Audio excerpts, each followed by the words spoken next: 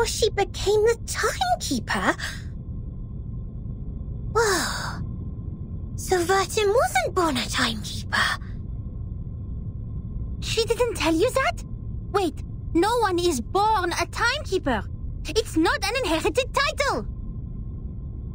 Anyway, this report includes the secret chronology only accessible to the core members of the Foundation. You can only check it under the supervision of the monitor assistant before you become a qualified investigator.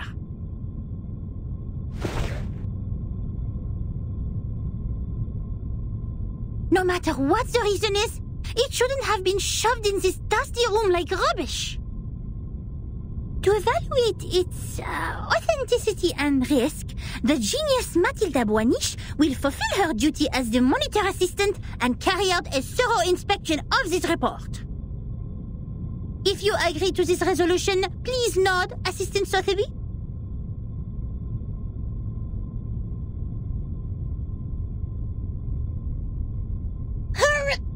Yes.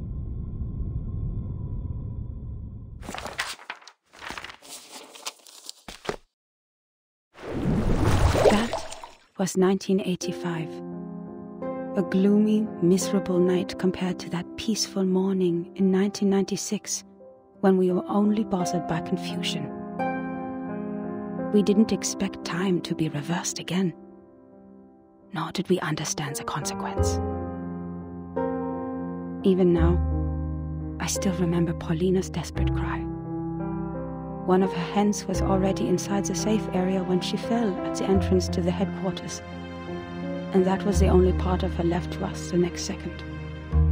The only legacies we found were an engagement ring on that hand and her favorite blue polka dot scarf, which we used to wrap her remains in the end. To be honest, I admired those who still remained calm and sympathized with the arcanists on the edge of mental breakdown. It had nothing to do with the 1/4 arcanist blood in my body. It was only the kind of empathy which all mankind would share out of instinct in the face of a hopeless calamity. We lost many, too many colleagues. In the materials they sent back, we even saw all the horrifying phenomena, such as one's veins turning into electric wires. Since then, the storm, a word simply taken from visual observation, has been used to refer to the calamity. Of course, we can have a word for the calamity itself. But what words should we use to conclude all the absurdity and panic? Before the storm, we were all familiar with time. It was supposed to be a straight line connecting the past and the future. We followed the line to move forward. We broke free from ignorance. We built civilizations. We developed technologies. We promoted the well-being of mankind. And we improved our living conditions step by step. We were so sure that we were making progress on the right path. But then, the path was taken away all of a sudden. Oh, time, our closest old friend, where are you taking us? Back to the two most painful war times in the 20th century? The era when no one had ever heard the hiss of steam engines? Or the century when mankind was yet to be enlightened? So far, mankind has achieved a lot in history. Dynamos, automobiles, flyovers, railways, hospitals, poorhouses. But if it goes on like this, what is the point of all the efforts we have made? Now we are like a shipwreck left on the island of time, witnessing the fall of the whole modern world in the unstoppable tsunami. Even though the Foundation has lost a lot of staff members, they are still doing fine compared to Laplace. My younger brother was a good example. He was the most sensible person I have ever known. On the first day of the second reverse, he told me, in a calm manner, "At least we have reaffirmed that Newton was right. There was never an arrow of time in classical mechanics. Neither in relativity nor quantum mechanics. That That means this is absolutely normal. Whether the time goes backwards or forwards, even if it starts spinning around like a tabletop football player, they're not against the law of physics. We can go back in time and give Poincaré a medal of great profit. The next day, he almost fell off the 6th floor due to excessive drinking. All the perceptions of time and space developed to this day were overthrown. We couldn't find any theories to explain the storm in any existing researches.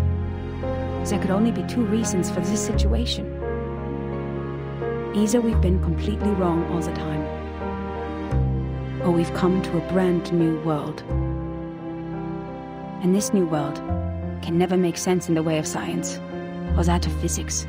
It cannot be verified by an independent third party, and it is impossible to be comprehended through reasoning.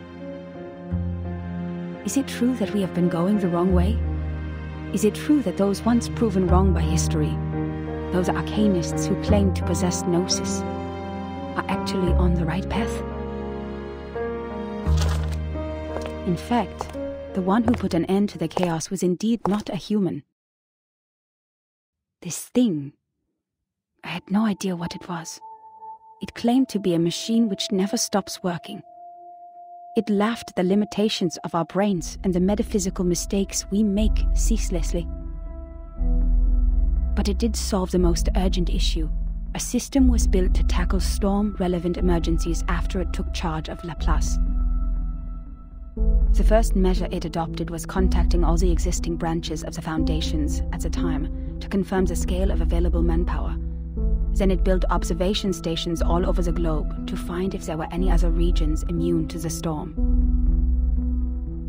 After that, numerous offices responsible for deducing the cause of the storm were established. Even though there were countless disagreements during the research, at least we had taken the first step. I handed in the application to take part in this mission, determined to get rid of the fog in my mind. In 1986, I was assigned to the office in Egypt.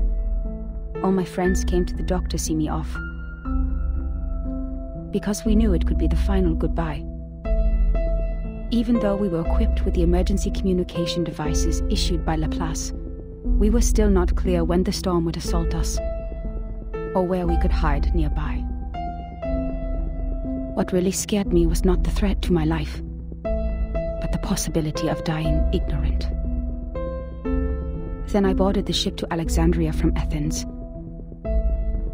And that was when I met her. Now when I recall it, it was almost impossible to ignore that group of arcanists on the ship. There were about a dozen of them, all in eccentric stitched robes. They were followers of a strange school which mixes arcanum and mathematics. I talked to them. No matter how much that conversation bewilders me now, I was more excited than confused at the time. They also survived the storm in 1996, and they noticed the unusual changes taking place in the world as well. That means I actually met another group of survivors from the millennium.